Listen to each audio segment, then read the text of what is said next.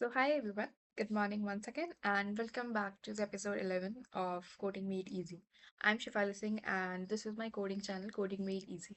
So, as you all know कि हम इस पे एक पाइथन सीरीज को फॉलो अप कर रहे हैं जिसमें हम beginners level to master level Python को मास्टर अप करने वाले हैं, राइट? तो एज यू ऑल नो कि हमने ऑलरेडी 10 लेक्चर्स को कवर अप कर लिया है। ये हमारा 11th लेक्चर है। सो इस 11th लेक्चर में हम क्या करने वाले हैं वो हम फर्दर डिस्कस करेंगे। और इसमें हम कोडिंग क्वेश्चंस, थ्योरी, नोट्स सब कुछ पढ़ने वाले हैं बहुत अच्छे से टाइम लेके। So don't worry about what all our things are going to happen. So the most important thing in this channel is that कि आपको एक हैंड रिटन नोट्स का पूरा मिलता है जिसमें जिससे पढ़ना बहुत इजी हो जाता है। It gets very easy to understand and get the concept when you have some handwritten things, right? चीज़ों को हाथ से रख के हाथ में हाथ से लिख के सॉल्व करना और वो हैंड रिटन चीज़ें देखना makes it very easy for our brain to get things other than कि हम टाइप करके चीज़ें लिखे, हम स्मार्टली उसे स्मार्ट बोर्ड पे चीज़ें करें सब कुछ। जो बेसिक चीज़ें जो बहुत स्टार्टिंग से चली आ रही है that are the best things you can have, right? तो ये तो हमें समझ आ गया, ठीक है। तो अब हम बात करते हैं कि अभी तक हमने क्या पढ़ा बेसिकली। तो अभी तक हमने कितनी सारी चीज़ें पढ़ी, हमने बहुत सारी चीज़ें पढ़ ली है और हमें पता है कि हमारे पाइथन में पूरे टोटल 6 यूनिट्स होने वाले हैं जिसमें से हमने फर्स्ट यूनिट को बहुत इजीली कंप्लीट कर लिया है with all the basics, with all the informations, with all the basic problem questions, problem solving, coding questions, theory, handwritten notes सब कुछ प्रोवाइड हुए थे यूनिट 1 के। और सबसे फर्स्ट वीडियो में हमने ये भी सीखा था कि हमें एक एनवायरनमेंट कैसे सेटअप करना है for coding Python, specially basically for Python. And unit 1 में हमने कितनी सारी चीज़ें पढ़ी, बहुत इंटरेस्टिंग चीज़ जो हमने पहली बार समझी सीखी कि पाइथन कैसी लैंग्वेज है, पाइथन की सेंसिटिव लैंग्वेज है, ये भी हमने पढ़ा था। मोस्ट इम्पॉर्टेंट थिंग, ये हमेशा एमसीक्यूज में ये चीज़ें पूछी जाती है कि पाइथन कैसी, पाइथन कैसा लैंग्वेज है। तो it's a case sensitive language कि जैसे केस सेंसिटिव का मतलब क्या होता है, what you mean by case sensitive is कि I show you case sensitive. ये हमने पिछली बार किया था। तो केस सेंसिटिव इज लाइक कि अगर हम एज लिख के उसमें 20 पुट कर रहे हैं और हम एज लिख के इसमें 20 पुट कर रहे हैं तो ये दोनों ही means both are totally different things. हमने ये पढ़ा यूनिट 1 में बहुत अच्छे से कि अगर हम स्मॉल लेटर्स में एज लिख रहे हैं और फिर हम उसी की जगह बड़ा ए कैपिटल करके एज लिख रहे हैं तो ये दोनों ही डिफरेंट चीज़ें हैं। दोनों एक डिफरेंट वैल्यूज होल्ड करते हैं, दोनों का एक डिफरेंट मतलब होता है, राइट? तो ये है मतलब इन दोनों चीज़ों का। तो यही होता है कि what do mean by case sensitive. ये सेंसिटिव का मतलब यही होता है कि बड़ी छोटी चीज़ें सिमिलर नहीं होती है। अगर किसी में छोटा वर्ड लिखा हुआ है तो that is a different thing, and किसी में बड़ा वर्ड मेंशन है तो that is a different thing. Understanding my point? So this is what case sensitivity means, okay. उसके बाद हमने पढ़ा कि वेरिएबल्स क्या होते हैं। Like variables are the words to which we assign some values. For example मैंने यहाँ पे एज लिखा हुआ है इक्वल्स टू 20 किया तो मैंने इसमें एक वैल्यू असाइन किया, right? This is the value, 20 is the value. But what about age? What is age? Age is variable to which something where some value is being assigned is known as variables. Variables के बाद हमने identifiers पढ़ा। Identifiers are the unique words to which you can identify a variable. हमने ये भी पढ़ा कि identifiers में स्पेशल कैरेक्टर्स में सिर्फ अंडरस्कोर यूज होता है, not at the rate, no space, nothing. हमने वाइट स्पेसेस के बारे में पढ़ा, what are white spaces, right? Spaces को हम कोडिंग लैंग्वेज में वाइट स्पेसेस कहते हैं। उसके बाद हमने कीवर्ड्स पढ़े कि keywords are the reserved variables by the system, your laptop, your computer. क्या मतलब है रिजर्व्ड वर्ड्स का? जैसे कि for example else, if, pass, continue, break, and, और ये सब पहले से रिजर्व्ड वर्ड्स हैं ऑपरेशंस परफॉर्म करने के लिए इनसाइड द पाइथन। इसीलिए इन्हें रिजर्व वर्ड्स कहा जाता है, not common variables. Common variables क्या होते हैं कि एक रैंडमली हमने एक नेम रख दिया, right. So this is the difference between variables and keywords. उसके बाद हमने इंडेंटेशन के बारे में पढ़ा कि इंडेंटेशन क्या होता है। हमने बहुत अच्छे से सीखा कि इंडेंटेशन में indentation is a kind of a space, either a one tab space or four spaces together makes an indentation. Indentation error most common error होता है कोडिंग लैंग्वेजेस में, दैट की बहुत छोटी छोटी मिस्टेक्स होती हैं। अगर अभी तो हम इतना छोटा छोटा कोड लिख रहे हैं, राइट, छोटू छोटू सा कोड लिख रहे हैं हम लोग, 5-6 लाइन्स का कोड लिख रहे हैं। तो उसे हम अगर 1-2 बार रिवाइज करें तो हमें पता चल जाता है कि कि एरर कहाँ पे है या कहाँ पे गलती हो रही है। बट जब आप आगे हायर स्टडीज़ में जाएंगे, आगे कंपनीज में वर्क करेंगे, तो वहाँ पे थाउजेंड्स ऑफ कोडिंग लाइंस होती हैं। तो उसमें हम कैसे पता लगाएंगे कि कहाँ पे क्या एरर है, कहीं पे स्पेलिंग मिस्टेक का एरर है, कहीं इंडेंटेशन का एरर है। So indentation error is the most common error जो कि हम सिस्टम्स में देखते हैं, जो कि सिस्टम में मेनली होते हैं। ओके, उसके अलावा अगर हम बात करें तो हमने और क्या पढ़ा। हमने ऑपरेटर्स पढ़े, arithmetic operators. What are arithmetic operators? Basically arithmetic operations are the operators which perform operations similar to mathematical operations. मतलब कि अर्थमेटिक ऑपरेटर क्या होता है? अर्थमेटिक ऑपरेटर वो ऑपरेटर्स होते हैं जो मैथमेटिक्स की तरह कोडिंग क्वेश्चंस को सॉल्व करते हैं, राइट। जैसे plus, minus, equals, plus minus, multiplication, which is represented by asterisk sign, double multiplication sign, double asterisk, that is used for power, and normal division, floor division, modulus divisions, arithmetic operations, right? चलो, अब हमने arithmetic operations में equals to भी आता है, जैसे हमने यहाँ पे एज में इक्वल्स टू लगाया ना। अब ये सिंगल इक्वल्स टू तो किसी वैल्यू को असाइन करने के लिए यूज होता है, बट याद है हम कहीं पर डबल इक्वल्स टू भी यूज करते थे। हाँ, तो लेकिन अर्थमेटिक ऑपरेटर्स कौन से बेसिस पे सॉल्व करते हैं? हम बॉडमस पे, ब्रैकेट ऑफ मल्टीप्लिकेशन जैसे मैथ्स पे सॉल्व होता है, वैसे कोडिंग क्वेश्चंस पे सबसे फर्स्ट जो भी चीज़ सॉल्व होती है वो होती है पेरेंथेसिस, राइट। Okay, parenthesis. अब अर्थमेटिक ऑपरेटर्स के बाद आता है कंपैरिजन ऑपरेटर। कंपैरिजन ऑपरेटर्स में बेसिकली हम क्या करते थे? कंपैरिजन ऑपरेटर्स में हम सिंपली दो वैल्यूज़ को कंपेयर करते थे कि वो सेम है या नहीं। और कंपैरिजन ऑपरेटर्स की जो वैल्यू थी वो कभी भी इंटीजर्स में नहीं आती थी, स्ट्रिंग्स में नहीं आती थी। वो बूलियन वैल्यूज आती थी हमेशा, या तो ट्रू और फॉल्स में आती थी वो वैल्यूज। कि हमारा क्वेश्चन होता था कि ऐसे कि इफ, ऐसे कमेंट आउट का, हाँ कमेंट्स हमने पढ़ा था कि कमेंट सबसे वो था important. Comments are used to present something on our code that is not visible to the end user. वो सिर्फ हमें विजिबल होता था। जैसे मैंने अभी यहाँ पे सारी लाइन कमेंट्स आउट की है, ये मुझे तो दिख रहा है जब मैं कोड लिख रही हूँ। अब मुझे समझ आ रहा है कि अच्छा ये मैंने लिखा हुआ है, ताकि मैं इजीली अंडरस्टैंड कर पाऊँ कि इन सब चीज़ों का क्या मतलब है। ठीक है, कमेंट्स में लिखी गई चीज़ें कभी भी प्रिंट नहीं होती है, बट वो एक आपके अंडरस्टैंडिंग के लिए होती है।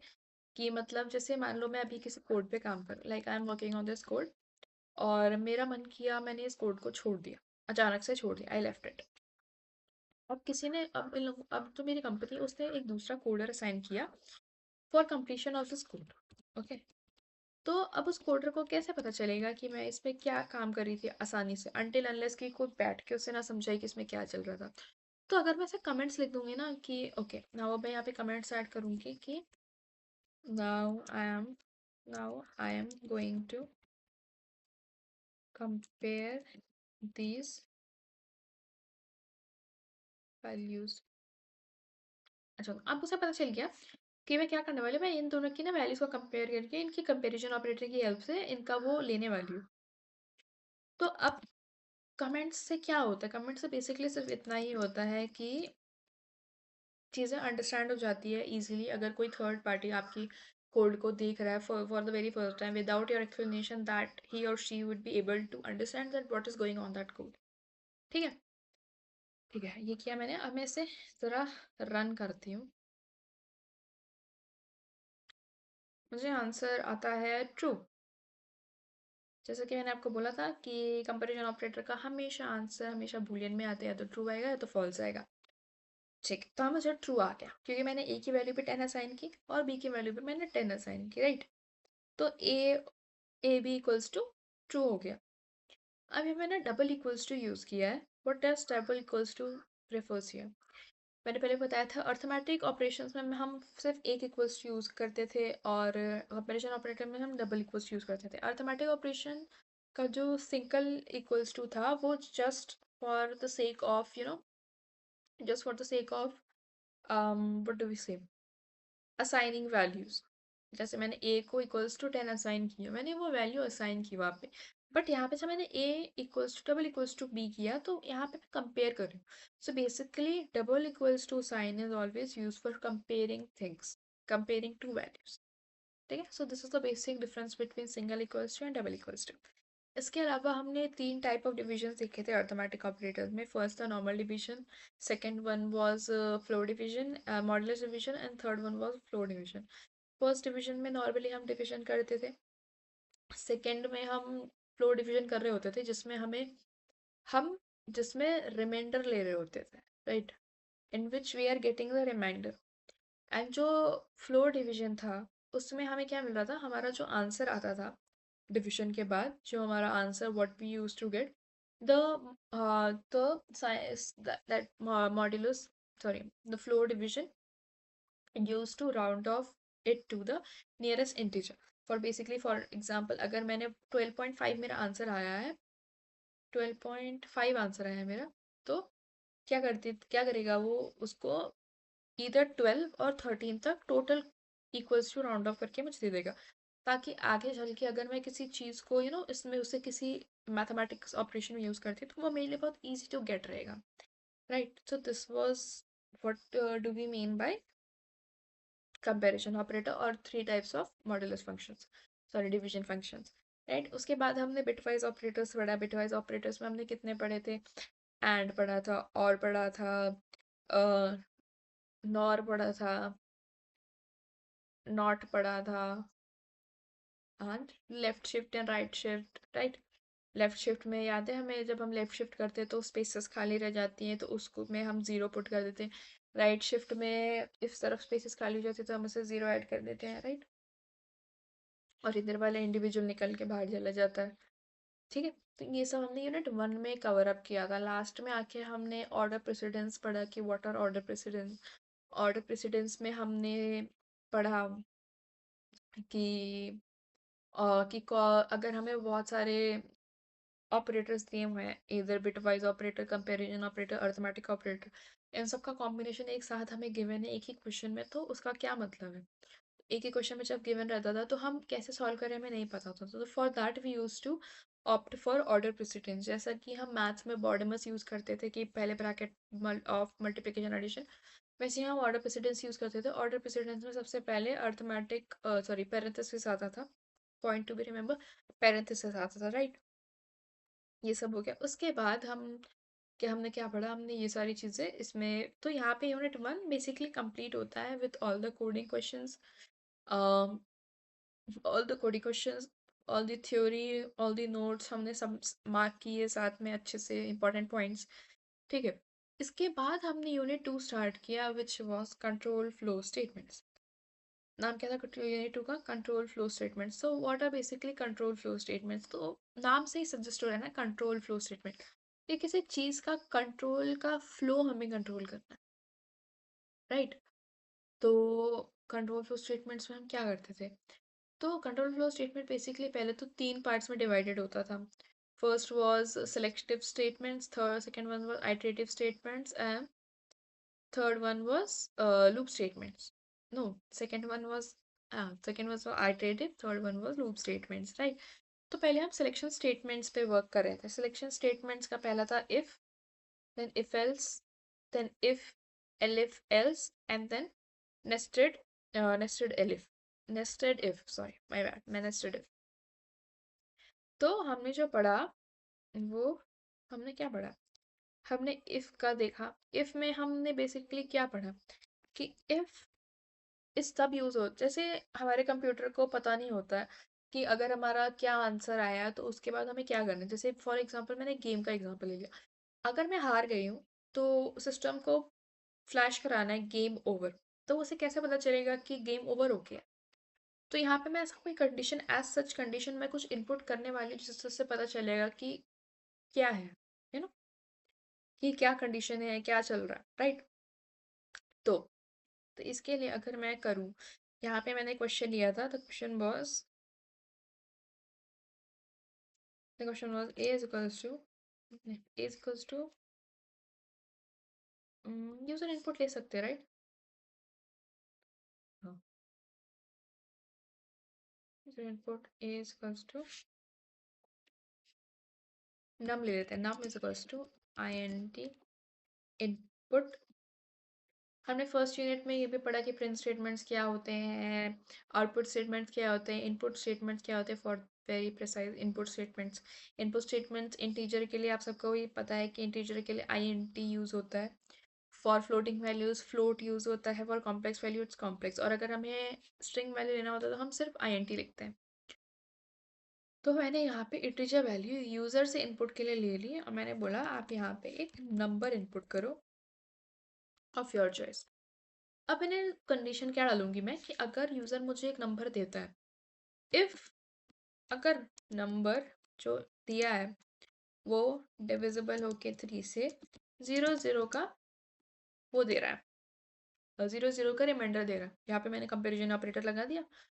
अब यहाँ पे मैंने कोलन लगा दिया। याद है कोलन के बारे में मैंने क्या कहा था कि कोलन और indentations are very important part of control flow statements. Indentation से सिस्टम को पता चलता है कि अच्छा यहाँ पे कोई कंट्रोल फ्लो स्टेटमेंट स्टार्ट हो रहा है।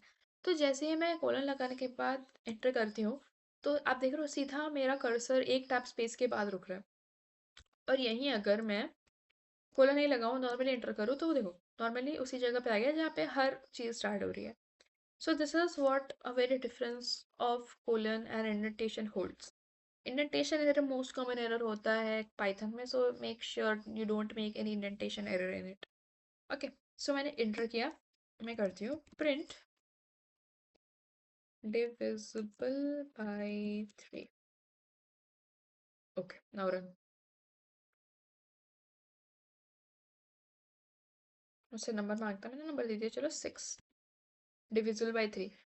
पर अगर मैं क्या करूँ, अगर मैं यूजर होती और मेरा मन कर गया कि मैं दे दूँ इसे नंबर 5, एंटर। तो नंबर 5 मैंने दिया तो और मैंने एंटर भी प्रेस किया, बट मेरा आंसर क्यों नहीं आया? कुछ कुछ भी क्यों नहीं आया? सोचने वाली बात है, right? So this was the major drawback of if statement. If statement का सबसे बड़ा मेजर ड्रॉबैक यही था कि मैंने सिस्टम को ये तो बता दिया कि अगर ये कंडीशन हुई तो तुम ये कर देना। बट मैंने सिस्टम को तो ये बिल्कुल भी बताया ही नहीं, ना ट्रेन किया कि अगर ऐसा नहीं हुआ तो मुझे क्या करना है। तो सिस्टम हैंग हो जाता है। उस केस में सिस्टम हैंग हो जाता है जैसा कि यहाँ पे हुआ। Hang in the sense it doesn't know what to do, so it stops, just stops. Control flow statements में आपको पता है interpreter line by line code को चेक करता है, तो उस फ्लो को कंट्रोल करने के लिए हम इफ स्टेटमेंट्स या कंट्रोल फ्लो स्टेटमेंट्स का यूज करते हैं। अब मेजर ड्रॉबैक इफ का यही है कि मैंने इफ की कंडीशन तो बता दी कि अगर ऐसा होता है तो आप ऐसा कर देना, बट मैंने वो चीज़ तो बताई ही नहीं कि अगर नहीं होता है तो क्या करना है, राइट? सो दिस, तो ये इफ का एक बहुत बड़ा ड्रॉबैक था जिसकी वजह से का कोडिंग में और भी अलग इनोवेशंस हुई। तो इफ के बाद we invented an else else statement. तो इफ एल्स कहते हैं उसे, we call it as if else statement. If else statement कुछ नहीं होता था। If else statement, sorry, if का ड्रॉबैक को कवर अप करने के लिए यूज होता था फॉर बेसिकली कि जैसे कि अगर इफ का कंडीशन सेटिस्फाई नहीं होता है तो उसके जगह सिस्टम क्या करे कि सही रहेगा। ऐसे नॉर्मली रुक तो नहीं सकता ना, उसे कुछ तो करना पड़ेगा जिससे चीजें बेटर अप हो। तो अगर मान लो मैं सेम एग्जांपल लेती हूँ, num is equals to INT input num. If num will be divisible by 3 equals to 0, colon print divisible by 3, else print by once again, या फिर it is not divisible by 3.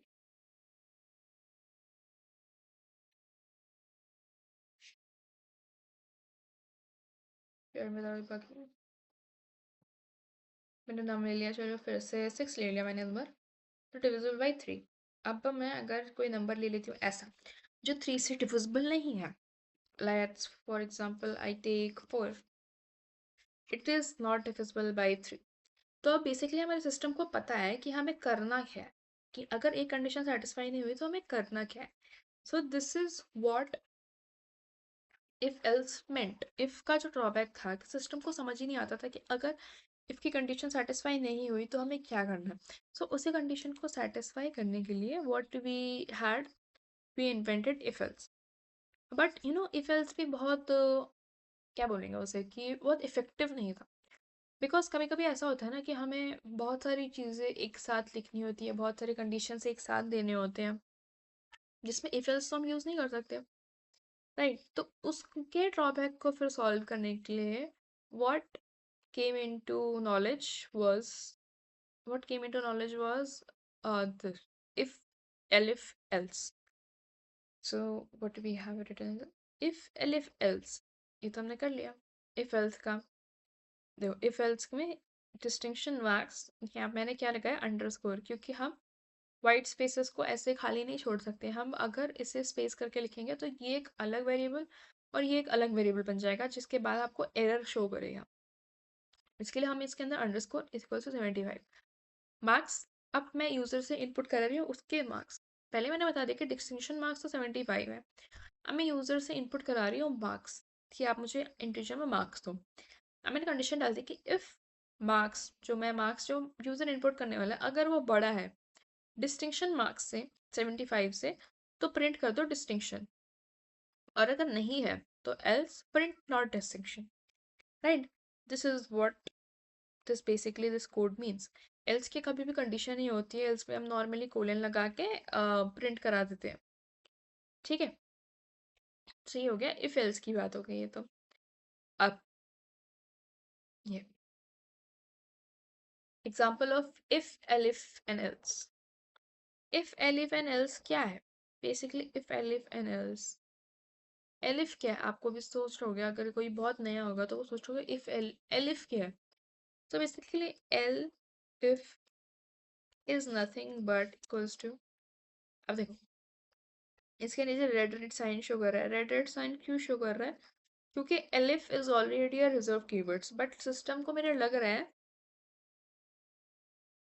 कि मैं एक value assign कर रही हूँ elif को as a variable, ठीक है। देखो एलिफ का मतलब क्या होता है, इफ प्लस एल्स, अगर ये तो भी, अगर ये तो ये, अगर ये तो ये, ठीक है।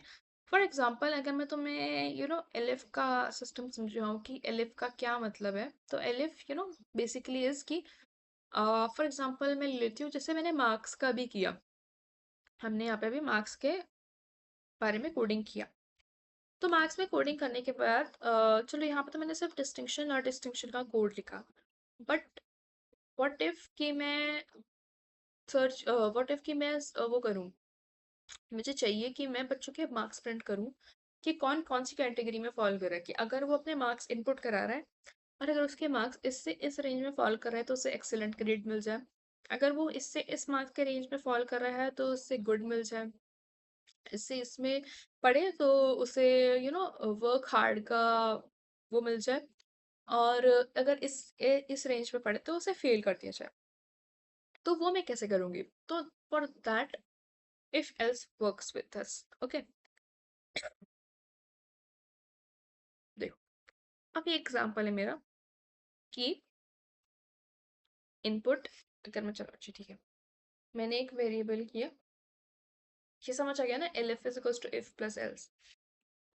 अब मैंने इनपुट लिया, स्ट्रिंग वैल्यू मैंने इनपुट लिया,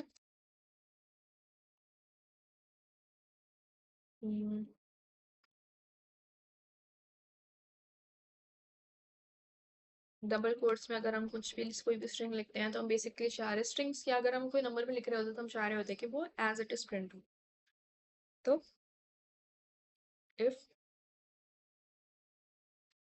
dot is alpha colon print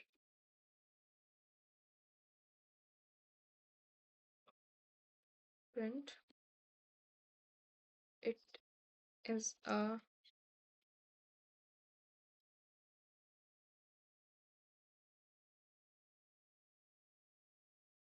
it is an alphabet,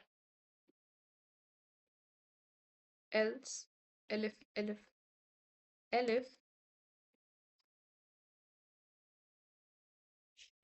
elif ch dot is digit, print it's a number, else print it's not a digit, not a not an alphabet nor a digit। ठीक है, अब मैं इसे run करा के देखती हूँ। अपने 3h में डाल दिया 1 2 3, it's a number. Hello, it's an alphabet.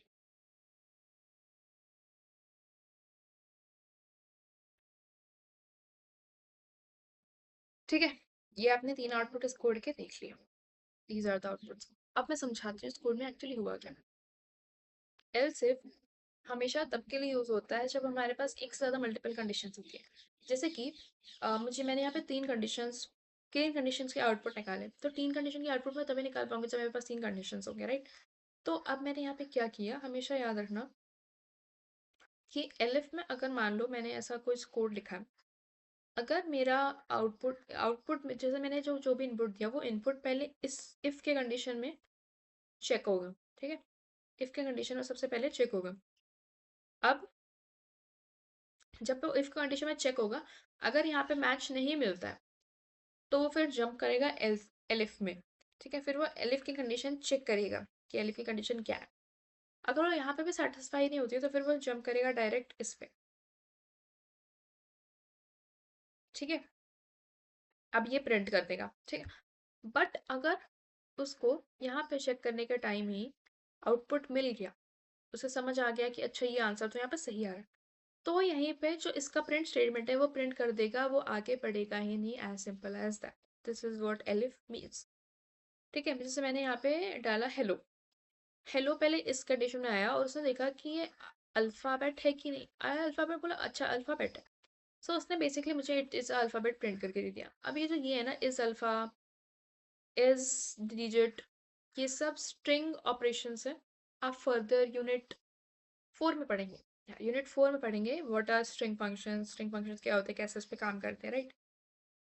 सो ये कोड है जिससे समझ आ रहा है कि अच्छा what is if, what is elif, what is else, ठीक है। तो जब मैंने ये किया कि इफ, पहले इफ की कंडीशन चेक कर लो कि वो अल्फाबेट है कि नहीं, अगर वो अल्फाबेट है तो प्रिंट कर दो इट्स अल्फाबेट, एलिफ या फिर एल्स कर दो, देखो कि अगर वो डिजिट है कि नहीं, अगर वो डिजिट है तो मुझे इट्स अ नंबर प्रिंट करा दो। और एल्स में क्या करो, अगर वो दोनों में से किसी के भी सेटिस्फाई नहीं हो रहा है तो मुझे एल्स करके प्रिंट करा दो कि नहीं वो नंबर भी नहीं है और डिजिट भी नहीं है, as simple as that. So आई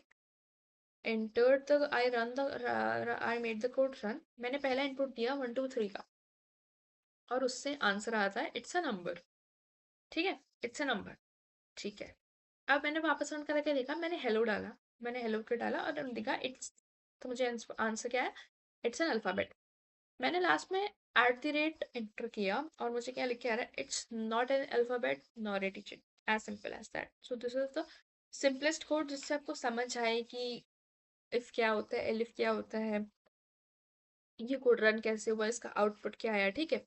तो this is what basically else if is. अब हम दूसरे कोड्स अगर करना चाहें फॉर लाइक कि, और हम क्या कोड्स कर सकते हैं, लेट्स हैव, हम बच्चों के कोड, जो हम बच्चों के वो करते हैं, ग्रेड्स करते हैं, ठीक है। मैंने किया स्कोर इज इक्वल्स टू, अब फ्लोट में डाली क्योंकि बच्चों के नंबर्स हमेशा कभी कभी फ्लोट में भी आते हैं, फिर हम इंटीजर भी डाल सकते हैं, INT डालते हैं, चलो। Input, enter your final final percentage, final percentage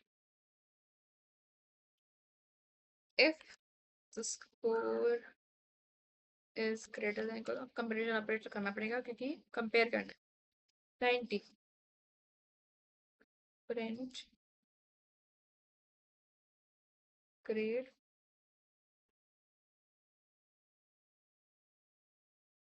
O outstanding, elif score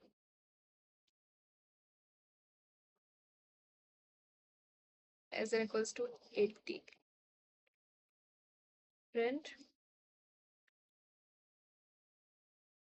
grade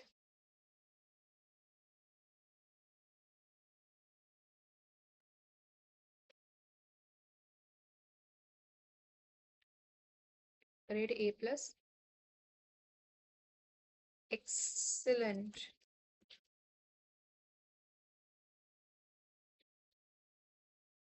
elif score is greater than equals to 70, print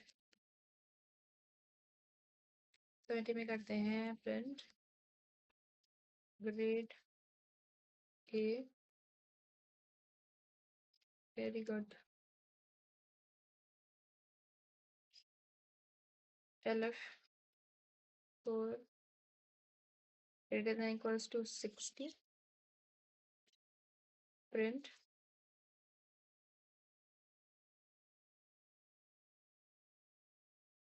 grade be good,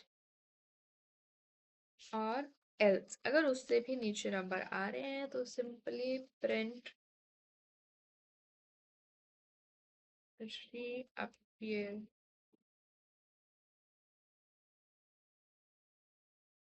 ठीक है, सिंपली तो मैंने कोड क्या लिखा, मैं कोड एक बार रन करके लिखा, मैंने चलो पहले देखते हैं मैंने कोड लिखा क्या।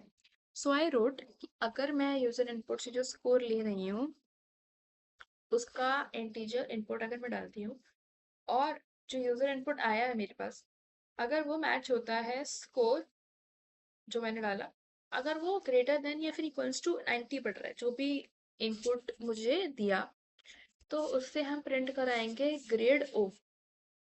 ठीक है, तो उस बच्चे का प्रिंट हो जाएगा grade O, O is for outstanding. चलो, अगर हो सकता है ये कंडीशन सेटिस्फाई नहीं हो, ठीक है, we will move to next, elif score.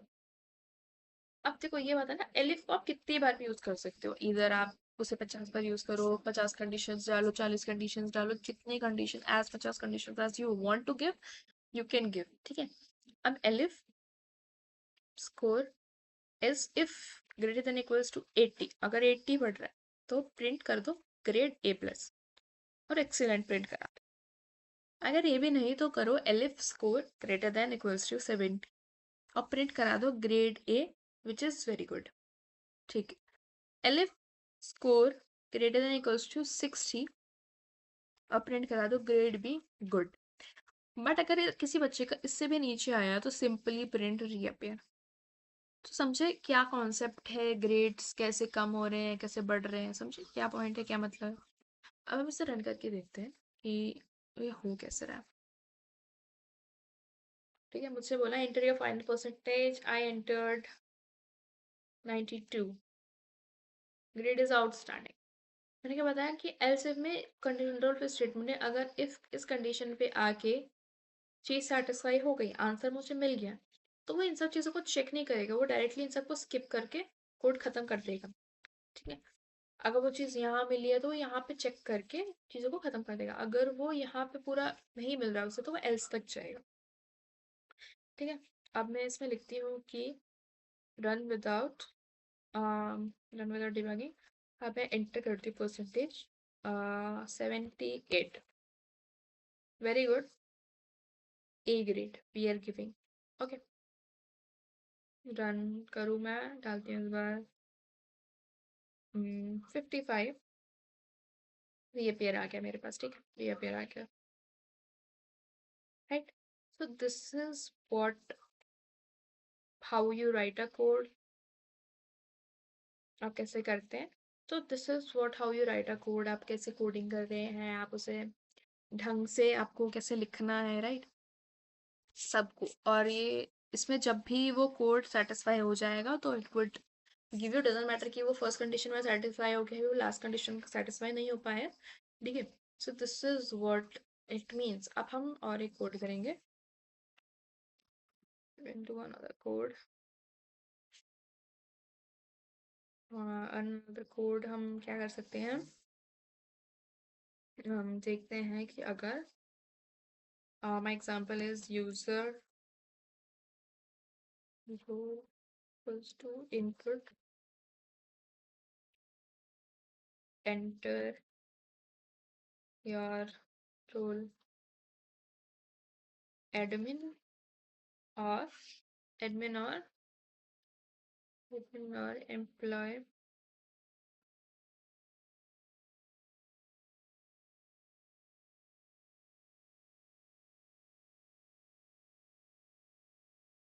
ठीक है, एडमिन और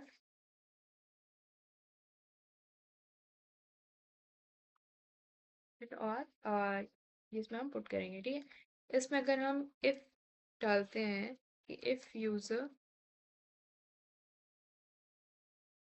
रोल इक्वल्स टू अगर है equals to admin,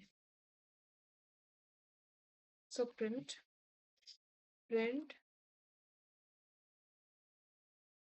full system access granted, welcome admin। ठीक है, so this is what it will be printed। अगर elif user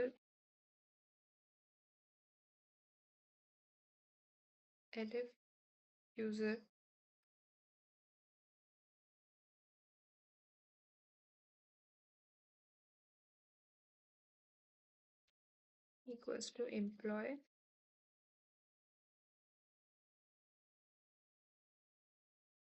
elif user role equals to employee, elif user role equals to employee,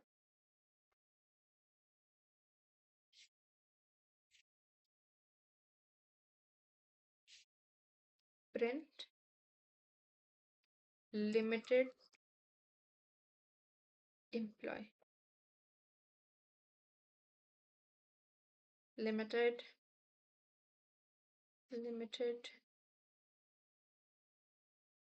access granted, loading workspace,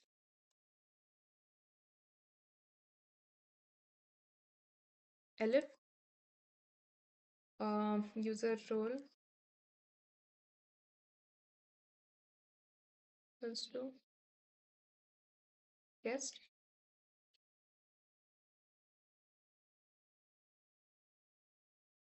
print guest, guest, X's. Please register at the front desk. या फिर else print security alert un unrecognized access. Access denied. Access denied. ठीक है, तो ये मेरा code मैंने लिख दिया। अब मैं इसे रन करके देखती हूँ।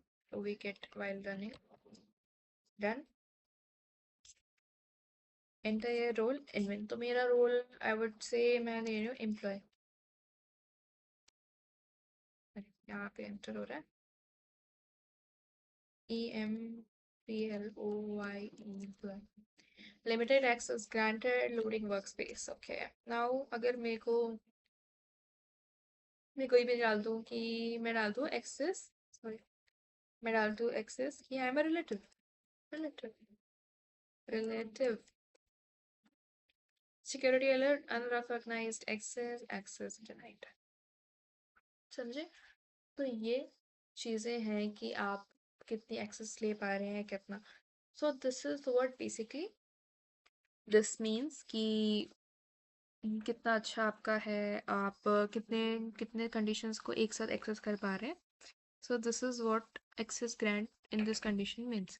तो इसमें हमने बेसिकली दो कंडीशंस, बेसिक तीन कंडीशंस यूजर इनपुट में ली हैं, जिसमें हमने एक कंडीशन में एडमिन प्रोवाइड किया है, दूसरी कंडीशन में एम्प्लॉय प्रोवाइड किया है और तीसरी कंडीशन में गेस्ट प्रोवाइड किया है। अब इसमें से अगर इफ कंडीशन सबसे पहले सेटिस्फाई हो जाती है तो the system will be printing the print statement of if condition only, and if the condition in the first elif gets satisfied, so the printing statement of the first elif will be printed, nothing else will be printed. And if the first if condition gets satisfied at the very beginning, the code will not proceed further, it will end there. ठीक है, तो इतना मतलब होता है कि चीज़ें कैसे वर्क कर रही है, चीज़ों का एक्सेस कैसे हो रहा है, हर चीज़ कैसे कैसे फ्लो में चल रही है। तो this is what basically control flow statement means कि चीज़ें कैसे वर्क कर रही है, चीज़ें चल कैसे रही हैं। इन चीज़ों को कंट्रोल करने के लिए ही कंट्रोल फ्लो स्टेटमेंट्स का यूज़ किया जाता है, जिसमें से अभी तक हमने सिलेक्शन स्टेटमेंट्स के तीन चीज़ें पढ़ ली। That is if else, if else and if elif and else. आगे हम और फर्दर दूसरे लेक्चर्स पे दूसरी टॉपिक को कवर अप करने वाले, that is the last topic of selection statement, that is nested if. Okay, so this was all about your lecture 11। अभी हम नेस्टेड इफ का यूज करेंगे इसमें। और देखो इसमें लीप ईयर का क्वेश्चन है। लीप ईयर का क्वेश्चन बेसिकली बार बार रिपीट होता रहता है एग्जामिनेशंस में, तो ये क्वेश्चन बहुत इंपॉर्टेंट है। जैसे year is equals to INT input year, if year is less than divisible by 400 and equals to 0, print leap year. Elif elif else.